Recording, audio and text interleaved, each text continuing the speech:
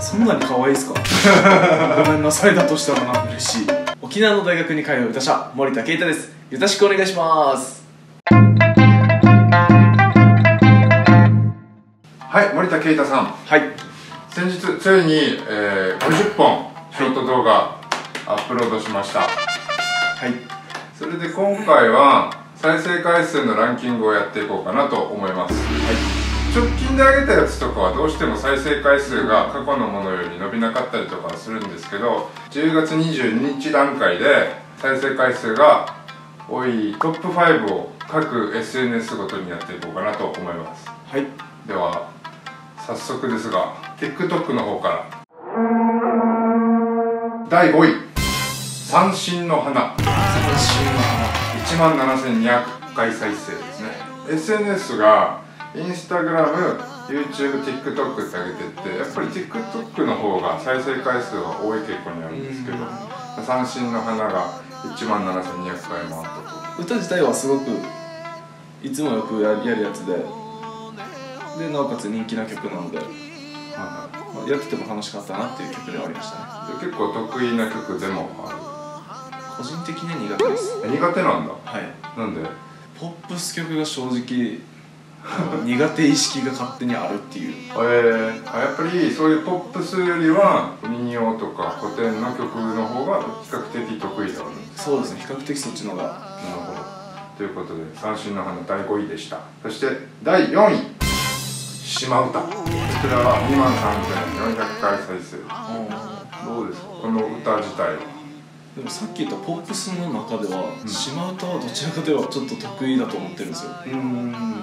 もしかしたら琉球音階って言われてるやつになんかバチッてハマってるのか、それが理由なのかは分かんないですけど、理論がその知らないので、ライブとかだと最後ラララのところは自分が楽しくなって 5,6 回ぐらい回す時があるぐらい結構好きな曲ですね。熱いフォーク回しちゃうってこと？そうです。すいません、楽しくなりました、ナティチェラララって言ってそれが永遠続く時がありますね。ということで第4位島唄でした。続きまして第3位19の春、19の春33600回再生ですね。19の春は初めて多分1万回超えた曲だった記憶があるんですよ、自分の中で。はいはい、確かに TikTok で、結構序盤の方に上げてますから、そうです、その50本の中でも。だから19の春が最初1万回超えた時はめちゃくちゃ嬉しかったですね。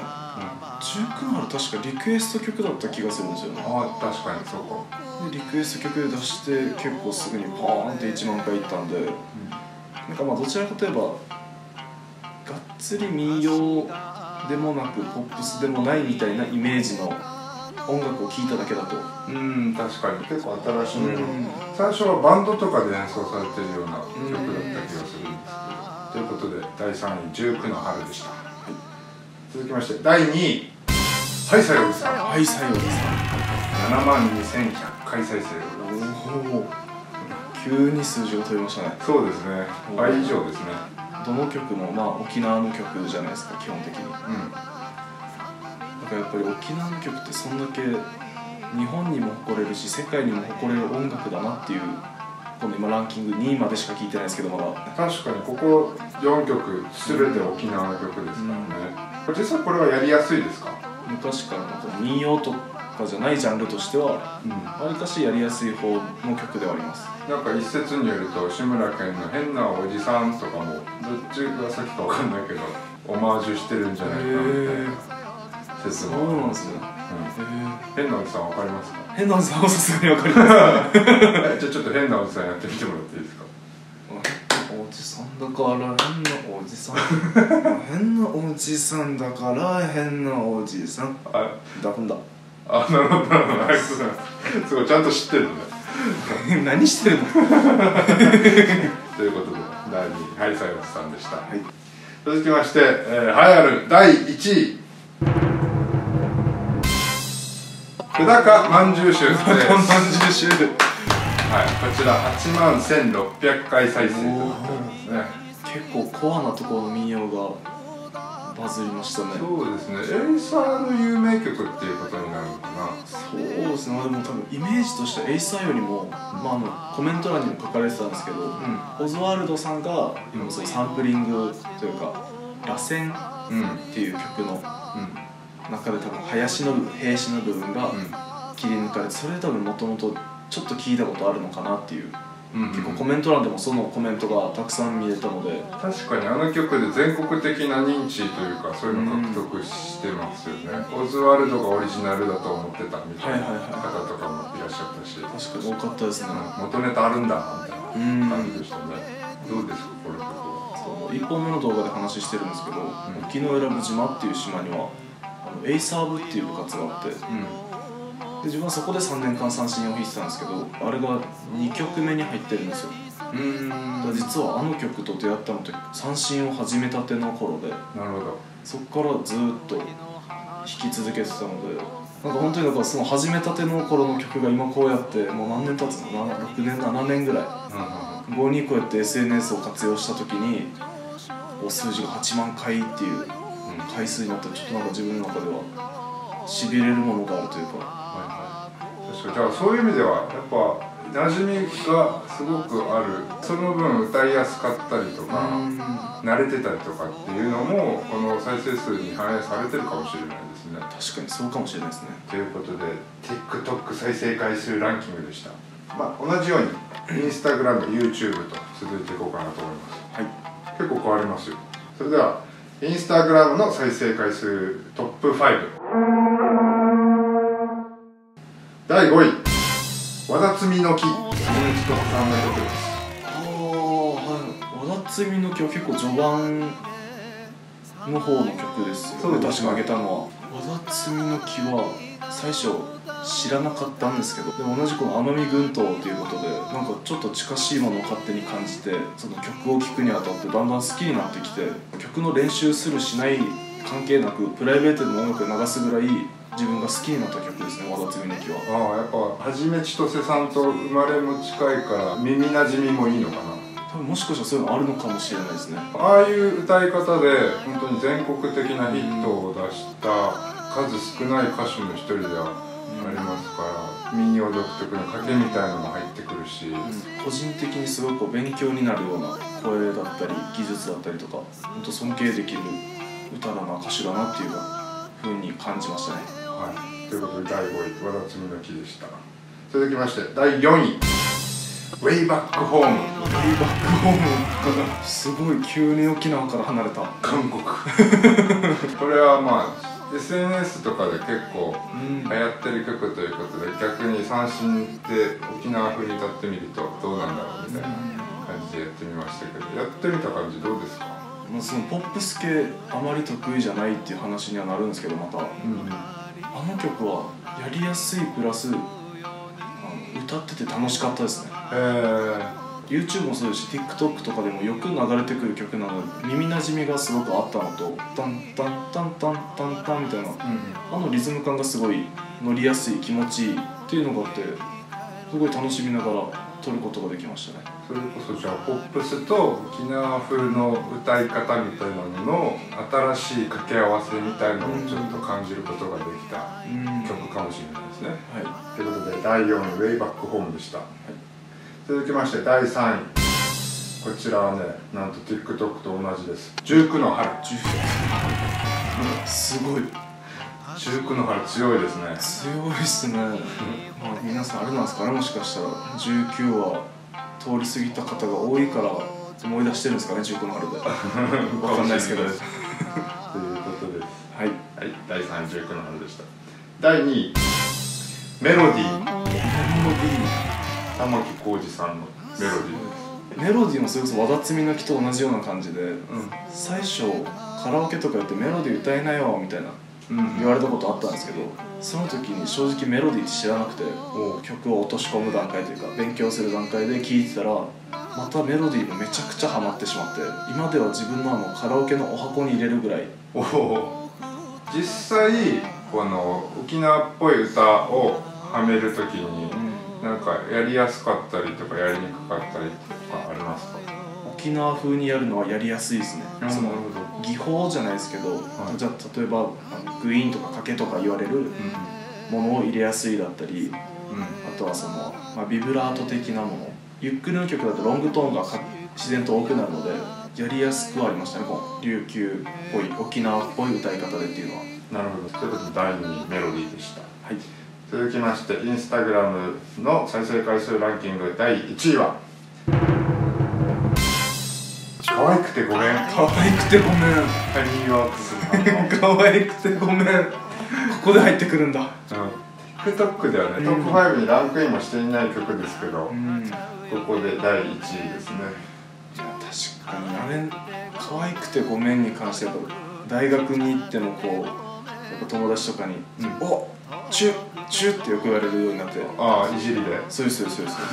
一時期自分名前忘れられたんかなと思って「チュッありがとうね今日も」じゃあ多分そのインスタグラムでつながってる人がもう直接見に来てなんかおもろって思ってくれてるのかもしれない。そうですね。結構身内がもしかしたら多かったかもしれないですね、最初のうちの。この曲自体は姪っ子？そうです。そのエピソードちょっと教えてもらっていいですか？そうです。普通にこの姪っ子と遊ぶ中で、姪っ子たちもだんだん大きくなってくるので、TikTok とかも見るんですよ。結構可愛くてこの TikTok とかあちこち流れてたんですけど、こんな曲あるんだと思って、それをすごいふざけて「超可愛くて」とか言ってたら「携帯やだその歌い方気持ち悪いんだけど」とか言われたエピソードが実はあって、意外とこの他のジャンルを歌ってみたのをふざけてやってるけど、それがもしかしたらスタートだったのかもしれないですね。ああ、なるほどね。はい、今いろんな曲をね沖縄風にして歌ってみてますね。そういうヒントになった曲かもしれないですね。そういう曲が第一位っていうのは結構感慨深いですね。そうですね。ということでインスタグラムの再生回数ランキングでした。はい、続きまして YouTube 再生回数ランキングトップ5。じゃあこちらも発表していくんですけど、実は、インスタグラムと共通している部分がありまして、順を追って発表していきますね。第5位和田摘みの木。一緒です。一緒。だからもしかしたらインスタグラムと YouTube のアルゴリズムが結構似てるのかなって思ったりもしますけど、とりあえず第5位が和田摘みの木でした。続きまして第4位ウェイバックホーム。これも一緒。すごい、なんか似てるんですかね。かもね。続きまして第3位ハイサイボーズ。これはインスタグラムのランキングでは出なかったけど、TikTok で第2位のハイサイボーズさんですね。これも来るんですね、ハイサイボーズさんは。続きまして第2位平和の龍華。サザンオールスターズさんの。嬉しい。それはね、慰霊の日のタイミングで出させていただきましたけど、平和の龍華、さっき嬉しいって一言言ったんですけど、生活する中でなんか自然とこう鼻歌だったり口ずさんでしまう歌ってあるじゃないですか。それが本当に顕著に現れた歌だったんですよ。自分が生活する中で、じゃあ一つじゃあ仮に洗濯物を干しますの時にも勝手に鼻歌で歌ってたりとかやべやべトイレ漏れるよとか言いながらも鼻歌で歌ったりとか自分で気持ちを紛らわすために。そう、もしかしたらそうなんですかね。でも本当に平和の龍華はそういった意味では本当に好きな曲で、もちろん全部好きになって歌ってるんですけど、でも平和の龍華ってなんかこううまく言葉に表せないぐらい好きです。歌もちょっと沖縄っぽいのかなっていう勝手に。そうですね、多分寄せてるんじゃないですか、この沖縄の民謡とかの歌い方に。多分だから余計に耳に入ってきやすくて、プラス歌いやすかった一曲だったかなと思ってますね。ということで YouTube の第2位は平和の龍華でした。続きまして、YouTube 再生回数ランキング栄えある第1位は可愛くてごめん。また可愛くてごめん。ここでもう来ましたそんなに可愛いですかごめんなさいだとしたらなんか確かに言われやすいかもしれないなんかインスタグラムの場合友達が見てくれてるのかなっていう印象でしたけど、YouTube も可愛くてごめんが来たので、もしかしたら友達じゃない人も見てくれてるかもしれないですね。確かにその可能性ありますね、YouTube だったら。ということで YouTube 再生回数ランキングでした。今やってる3つのその SNS のランキングを発表してきましたが、全体的にこう曲の並びを聞いてみてどう思います？ランキング外も含めて数字だけで見ると TikTok ってどちらかといえば沖縄系の曲がやっぱり再生回数回りやすいイメージで、Instagram と YouTube に関しては、結構似てたようなランキングではあったんですけど、琉球芸能とか琉球音楽以外のジャンルの曲が入ってたので、ちょっと嬉しい気持ちはありますね、正直。じゃあ今後もね、なんかそういう沖縄の伝統的な古典や民謡みたいな曲だったり、一方そのポップスとかそういう音楽とかもいろいろ試してやってみたいですね。はい、はい、ということでショート動画の再生回数ランキングでした。ご視聴いただきありがとうございました。またこれからも SNS それぞれショート動画上げていきますので、チャンネル登録、フォロー、そしていいねよろしくお願いいたします。また後からねー。森田啓太内縄口 LINE スタンプ好評発売中。詳しくは概要欄で。